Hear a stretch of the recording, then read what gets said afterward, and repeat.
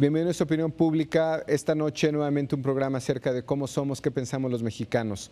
Tendremos nuestros 4 temas, nuestras secciones, la actualidad, la tendencia, la mesa. Veamos qué tenemos esta semana.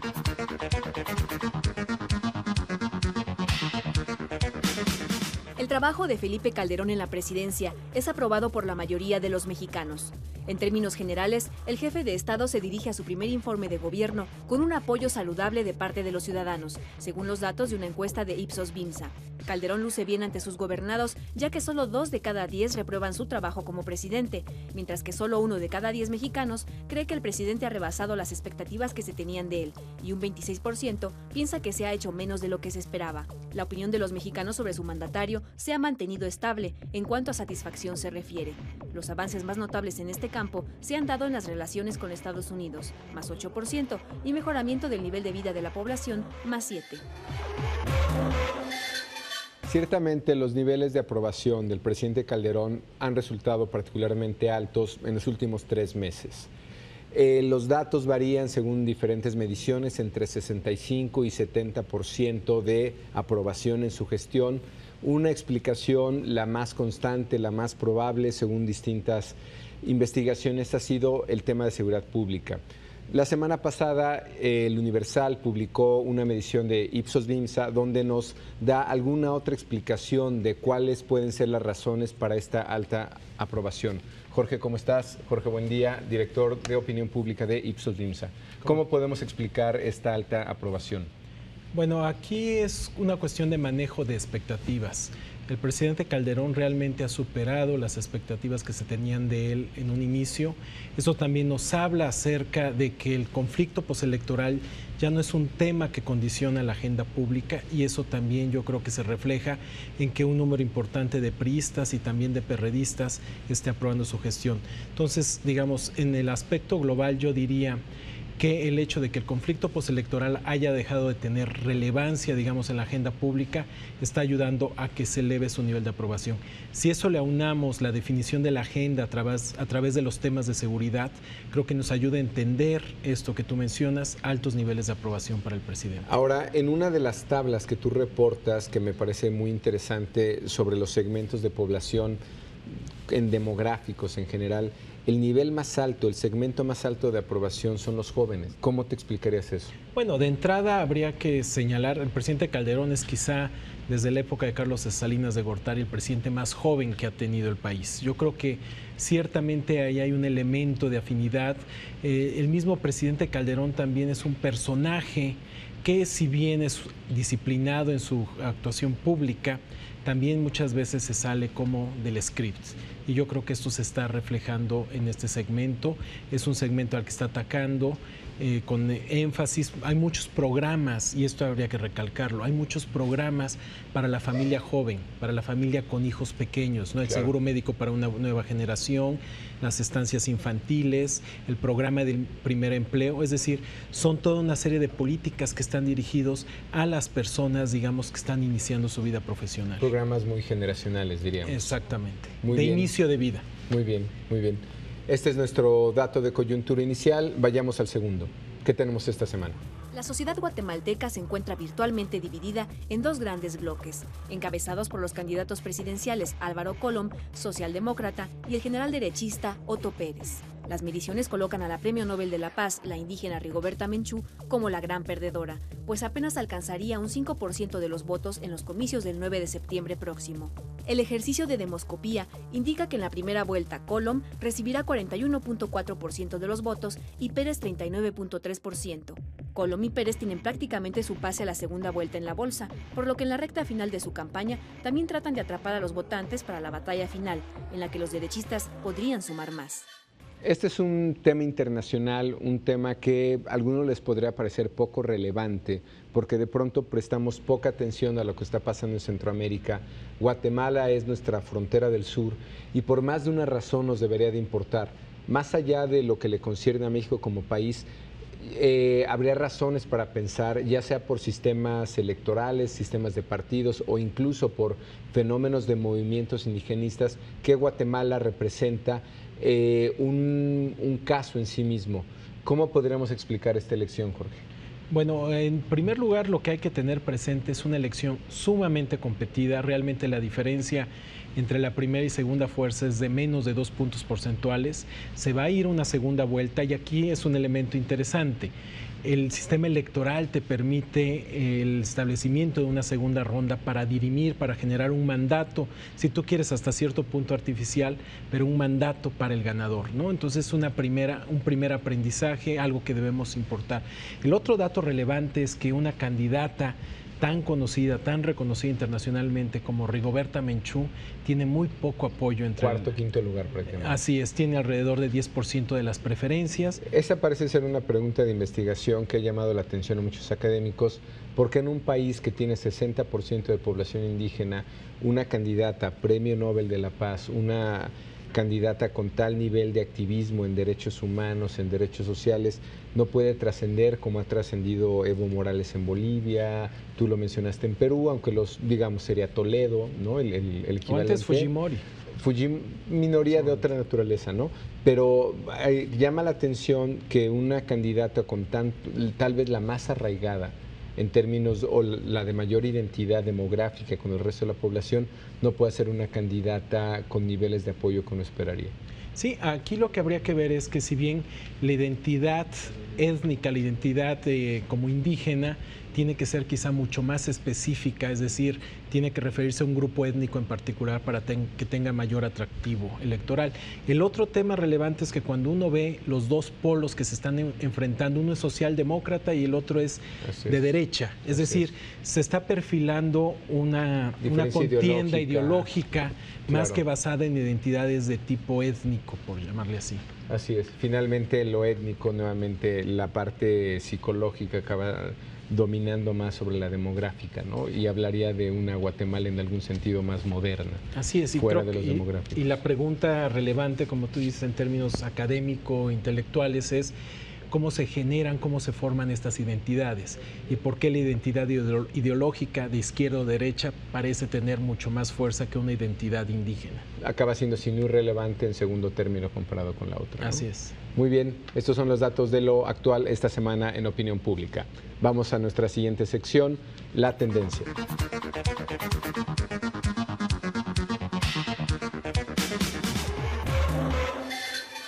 ¿Cómo son los hábitos de consumo de los mexicanos? Es lo que refleja la sección La Tendencia. Investigación de mercado. De hecho, es muy curioso porque el promedio del mexicano realmente no sabe qué tan investigado está siendo respecto a cómo se comporta, qué compra, qué come, qué bebe, qué fuma. Esta sección intenta explicar y dar cuenta un poco de eso. El día de hoy, en la tercera entrega de La Tendencia, está con nosotros Carlos. Carlos, ¿cómo estás? Bien, gracias. Vamos a revisar nuevamente con Carlos de León nuestros hábitos de consumo según estrato social. ¿Cómo podemos interpretar lo que vimos la semana pasada y qué es lo que vamos a ver esta semana, Carlos? Bueno, gracias, Francisco. Bueno, como dijiste la semana pasada en el segundo de esta trilogía de tendencias en alimentación, vimos al nivel C típico más o menos el comportamiento de la familia, las tendencias en nutrición, y ahora vamos a ver un estrato más arriba, el nivel C+, en donde pues vemos más cuestiones ya de globalización, cuestiones de nutrición mucho más cercanas al día a día y también de hábitos de consumo. Vayamos al video y inmediatamente después Carlos de León nos ayudará a interpretar cuáles son los resultados, los hallazgos de esta investigación. ¿Por qué están juntos hoy? Porque mi suegra cumple 86 años, entonces decidimos reunirnos hoy con la familia, hacer un pozolito, que bueno, a ella le encanta. El pozole básicamente tiene los dos caldos, tanto de pollo como de lomo de cerdo, y tiene los granos de elote, ¿sí? Que se tiene que quitarle el piquito negro, tiene mucho trabajo esto, y luego ponerlos a cocer para que el granito haga una florecita, como si fuera una palomita. Nos juntamos muy seguido a comer los domingos, o si es cumpleaños de cualquiera de la familia, aunque sea pastelito, pero todos en bolita como siameses.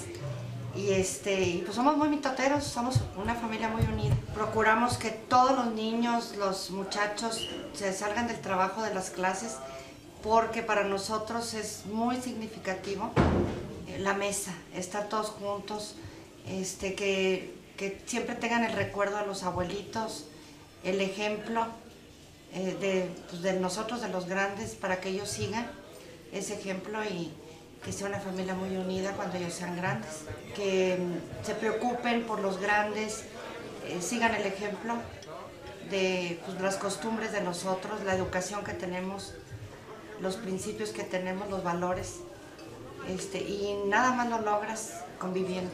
Diario comemos juntos, excepto mi esposo. Los muchachos comen conmigo y se sirve una mesa como Dios manda, pero mesa bien, bonita, con florecitas, con botanita, no vino ni nada de eso, pero una mesa bien. Y de hecho, diario comemos juntos. Entre semana, pues diario comemos, nosotros aquí acostumbramos 3 tiempos. Una sopita, una ensalada, o bien, y un plato fuerte. A veces hay postre, a veces no hay postre. Si tenemos gente a comer, invitados, y eso siempre hay postre. Pero normalmente sí son 3 tiempos. En fin de semana nos chiflamos, porque sí, que coctelito de camarones, que unas angulitas, que el quesito, la botanita, y ahí sí hay postre, el fin de semana. Y el domingo que vamos a casa de los abuelitos, pues también. Compramos comida o bien preparamos desde un día antes o 2 días antes, y también la sopita, la botanita y el plato fuerte. Ahora sí. Es muy bonito tener bien bonita familia, ser unidos, nada más. Como siempre, la parte más complicada de este tipo de investigación es la interpretación. Carlos, ayúdanos, por favor. Bueno, a diferencia de los otros niveles que hemos visto, en este caso hay un común denominador que hemos visto en cada semana, que es la importancia de la familia en la alimentación y en el día a día de todos los niveles socioeconómicos. En este caso es un nivel que está mucho más globalizado. Tiene muchas más posibilidades y acceso a tendencias globales y a seguirlas, en particular tendencias de Europa y de Estados Unidos. El Internet en este segmento ya representa una herramienta del día a día. Para información, para información, en tendencias de alimentos y poder seguirlas. Por ejemplo, ya no es solamente estar preocupados por llevar una alimentación más balanceada, o menos carbohidratos o menos grasas, sino ya están más metidos en el mundo orgánico, por ejemplo, no con el peso que se tiene en otros países como Inglaterra, pero ya vemos en México muchas tiendas y supermercados en donde se especializan en productos orgánicos. Un dato interesante de uno de nuestros estudios es cómo una ama de casa con niños pequeños, pues es muy sofisticada en cuanto a investigación de lo que come su hijo y cómo esta alimentación puede influir en el comportamiento de los niños. Cuestiones de hiperactividad, excesos de niveles de azúcar, y cómo hasta las escuelas ya empiezan a seguir todas estas tendencias para ver qué comen los niños. Es interesante porque eso sugiere que, por una parte, más allá de los niveles de información que podamos tener, más allá de la conciencia que pueda haber, al final, si esto se divide por estrato social, tiene que ver con la posibilidad de consumo. Es decir, puede que haya, lo veíamos la semana pasada, resumiendo un poco las 3 entregas. La semana pasada veíamos, hay gente que está relativamente consciente de lo que está pasando, pero de pronto lo que es como un abstracto, ¿no? Sí, o sea, más allá de si lo puede hacer o no. No tienen mucha idea de cómo llevarlo a cabo y está presente en sus hábitos alimenticios, pero sí los segmentos más altos tienen más posibilidad de llevarlo de una forma más concreta. Más concreta, más consciente, de hecho con nombre y tipo de producto probablemente, ¿no? Exactamente. Muy bien. Esto fue la tendencia investigación de mercado en opinión pública. Vamos a un corte y regresamos.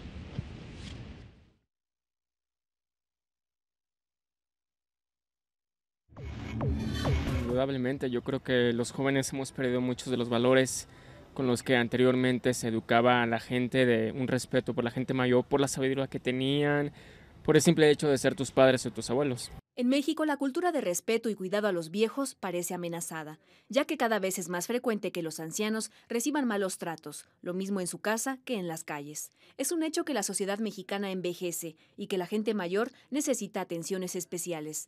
El aumento en la expectativa de vida ha traído aparejados ciertos problemas, enfermedades crónico-degenerativas, falta de puestos de empleo para los viejos y servicios sociales en general. Más que nada, ni les quieren ya dar trabajo en algunos lados. Eso es lo importante, que empezando desde los de arriba, no les dan su importancia. Una gran mayoría de los mexicanos está de acuerdo en que los adultos mayores deben vivir en familia y cuidados por sus hijos y nietos, pero es cierto que cada vez son más los ancianos que viven solos. Los programas médicos y económicos del gobierno, e incluso los que promueven la convivencia y diversión de los ancianos, son limitados, por lo que parece que la sociedad mexicana todavía tiene una ardua tarea para resolver para saldar sus deudas con los viejos. A propósito del 28 de agosto, día en que vamos a celebrar el Día del Adulto Mayor, gente de la tercera edad, podemos tener diferentes denominaciones para este momento de la vida, ¿no? Visto en términos demográficos. Tenemos una mesa que tiene que ver con este tema y cuáles son los retos que tiene el país a futuro. Estamos con el licenciado Juan Carlos González Llamas, director de Gerontología del Instituto Nacional de las Personas Adultas Mayores, INAPAM. Ahora bien, yendo a la proporción de adultos mayores en la población total y revisando los números que tenemos, según una estimación y proyecciones de la CONAPO, del Consejo Nacional de Población, en 2002, sí llama la atención mucho el dato que en poco tiempo, por allí de 2050, vamos a tener un poquito más de una cuarta parte de la población de gente en esta condición como adultos mayores, ¿no? Si bien vamos a pasar de un dato de cerca de 8.8 en 2010 pronto, este número se va a multiplicar a casi 25-27%. Primero, ¿qué significa un adulto mayor? Segundo, ¿qué significa esto en términos de presión económica, presión social para una sociedad como la mexicana? Sí, realmente la transición demográfica que está sufriendo México y el envejecimiento que está registrando y que registrará de aquí al 2050 es verdaderamente impresionante, verdaderamente brutal. Como para preocuparnos. Como para preocuparnos verdaderamente, sí. Como para preocuparnos en muchos sentidos en el desarrollo y el diseño de políticas públicas de envejecimiento, de vejez para atender a la población de 60 años y más, pero también preocuparnos porque todas las políticas que se desarrollan en el país estén impresas de lo que se conoce como perspectiva de envejecimiento, ¿sí? Que todas las políticas tengan esa perspectiva de envejecimiento para ir previendo en las generaciones más jóvenes, los niños, los jóvenes, hombres y mujeres, los adultos jóvenes, esa vejez que van a vivir en el futuro y poder hacer frente a todas las implicaciones que se van a derivar de esta transición demográfica tan impresionante y tan importante para el país. Las cifras que tú señalabas son totalmente correctas y hablamos de que en el 2050 tendremos 36 millones de personas adultas mayores aproximadamente, lo que representará el 28% de la población mexicana. No obstante que esta preocupación social dentro del gobierno no haya esta claridad de que esto significa un reto, pero a la vuelta de la esquina, por lo que te estás diciendo. Sí, y yo diría que no solamente yo no lo dejaría solamente como un asunto de gobierno. Yo creo que la participación de todos los sectores sociales en la política pública de vejez es imprescindible y necesaria. Las organizaciones civiles, el sector privado, en sí todos los actores sociales tenemos que involucrarnos en el desarrollo y la implementación de una política pública de vejez y con esta perspectiva de envejecimiento, ¿sí? No sería solamente un asunto de gobierno. El gobierno de alguna manera debe de ser el líder, el promotor de esta política pública, pero promover la participación de todos los sectores sociales para crear mejores condiciones para la población que está envejeciendo, que está llegando a esta adultez mayor y la que va a llegar en el futuro. Te doy 3 datos, Juan Carlos, y tú me dices a partir de ahí qué tipo de políticas públicas, porque creo que, mencionarlas es importante, pero hacerlas concretas es aún más. Claro. ¿Cuál es el mayor sufrimiento de las personas mayores? Pobreza, 30%, falta de trabajo, 26%, abandono de familiares, 16%, discriminación, 11%. Nuevamente, datos de CONAPRED, Cedesol, 2005. Claro. ¿Usted cree que en México hay o no discriminación contra las personas adultas mayores? Sí hay, 88%. Sí. Es decir, no hay error aquí, la gente tiene conciencia de qué tipo de discriminación estamos Habría teniendo, que aclarar que lo que se está midiendo en esta encuesta de CONAPRED es percepción de rechazo. Exacto. Y esto no Más quiere allá decir de si eso es así o no. Sí, no es la realidad de que haya un rechazo en la sociedad mexicana, porque entonces estaríamos hablando de un rechazo absoluto. Por eso quisiera pasar a la parte política, percepción contra lo que está pasando. Dos últimos datos, opinión de los adultos mayores sobre la discriminación, misma encuesta, 2005, CONAPRED, Cedesol. ¿Creen tener menores oportunidades para conseguir un trabajo que el resto de las personas? 91% sí. ¿Consideran que una persona de edad mayor tiene pocas o nulas posibilidades de mejorar sus condiciones de vida? 77% sí. Finalmente, último dato, en su opinión, ¿quién debe hacerse cargo de los ancianos? ¿El gobierno, la familia o los mismos ancianos? Este es un dato propio de Parametría. El gobierno 23%, la familia 68%. Política pública, dado este contexto, más allá de las percepciones. Claro. ¿Cuál es la política pública adecuada? ¿Cómo podemos...? Definitivamente se tienen que intensificar las acciones en el campo de salud. Yo creo que es una de las preocupaciones fundamentales en este momento y en el futuro. El aumento de las enfermedades crónico-degenerativas en la población actual y todavía el que prevalezcan las enfermedades. ¿Tú lo ves primero como un tema de salud? Yo lo veo como... Yo primero no lo veo solamente como un tema de salud, pero es una situación urgente tener una cobertura total en salud de toda la población de 60 años y más, ¿sí? Otra política... Salud, una. La otra sería empleo. Oportunidades de empleo para las personas adultas mayores. Es decir, esa percepción no es tan errada. No, no es errada, no es errada. Aunque es una percepción, sí tenemos un anclaje en la realidad mexicana y bueno, cualquier acción de empleo se tiene que juzgar a partir de la situación que vivimos en el país con respecto al empleo. Sí, por datos de la Organización Internacional del Trabajo, de la OIT, en México de cada 10 empleos, 7 se ubican en la economía informal y 3 en la economía formal, es decir, que están protegidas estas personas por la seguridad social. Ahí entraríamos a otra política pública, la de seguridad social. En el momento en el país, solamente el 25% de la población de 60 años y más tiene una pensión por haber cotizado a la seguridad social y el 75% no la tiene. Es decir, se desarrolló, se desempeñó laboralmente fuera de el trabajo formal y dentro de la economía informal. Esto nos plantea un reto de tener que tener una cobertura de seguridad social en el futuro para toda la población que está envejeciendo y que está llegando a esta etapa del desarrollo humano, a esta etapa del ciclo vital. Una política educativa que tome en cuenta las características y condiciones de las personas adultas mayores.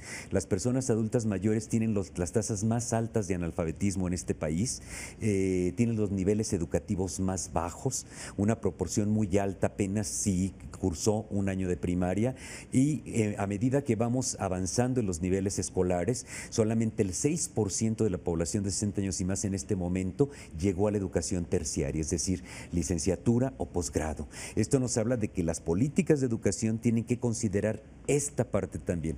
Las políticas sociales también tienen que resolver y ofrecer una serie de satisfactores para las personas adultas mayores para vivir con mayor calidad y calidez esta etapa del desarrollo. Si los centras en las primeras 4 que dijiste, dirías política de salud. De salud. Política de trabajo. De empleo. Seguro social.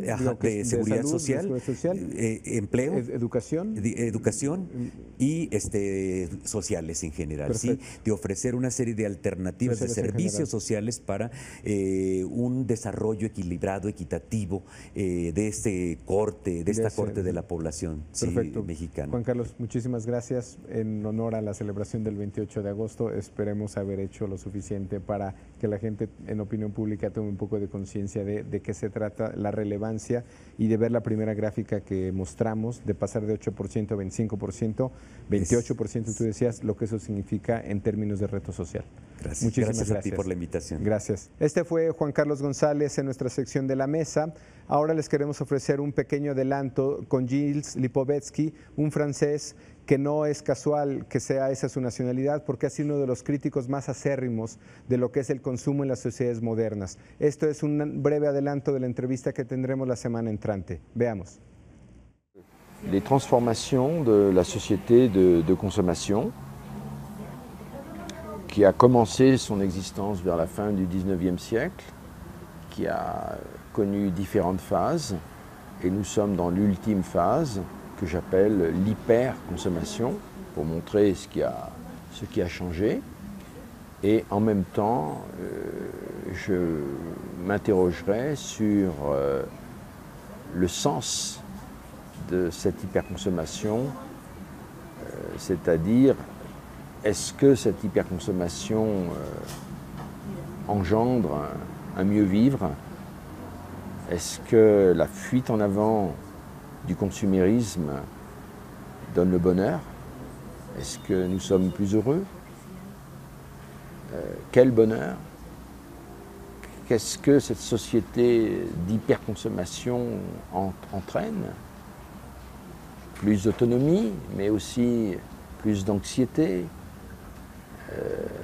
plus de divertissement, mais aussi plus de dérégulation.